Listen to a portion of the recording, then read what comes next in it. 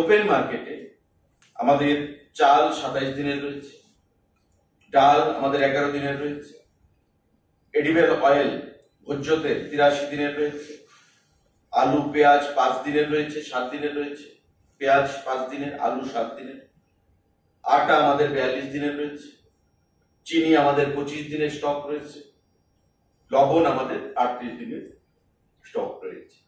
Petrol এবং diesel আমরা দেখছি বিভিন্ন পেট্রোল পাম্পগুলোতে একটা ভিড়, একটা উৎকণ্ঠা যে পেট্রোল হয়তো পাওয়া নাও যেতে পারে।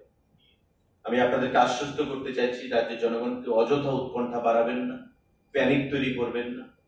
এখনো আমাদের কাছে 9 দিনের ডিজেল এবং 9 দিনের পেট্রোল রয়েছে, সাফিসিয়েন্ট।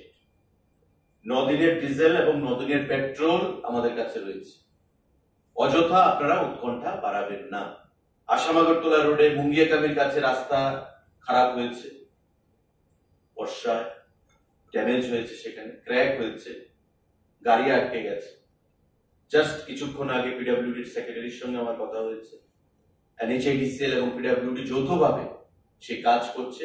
আগামী 2 দিনের মধ্যে কাজ সম্পন্ন হয়ে যাবে এবং আপনাদের মাধ্যমে আমরা রাজ্যের জনগণের কাছে জানান দিতে চাই, আহ্বান রাখতে চাই যে কোথাও যদি কোনো অসাধু ব্যবসায়ী কোনো বাজারে দ্রব্যমূল্যের অযথা বৃদ্ধি করার জন্য কোনো উদ্যোগ গ্রহণ করেন বা কারোর যদি বেশি মূল্যে জিনিস কিনতে হয়, আপনারা আমাদের সঙ্গে যোগাযোগ করবেন, দপ্তরের সঙ্গে যোগাযোগ করবেন।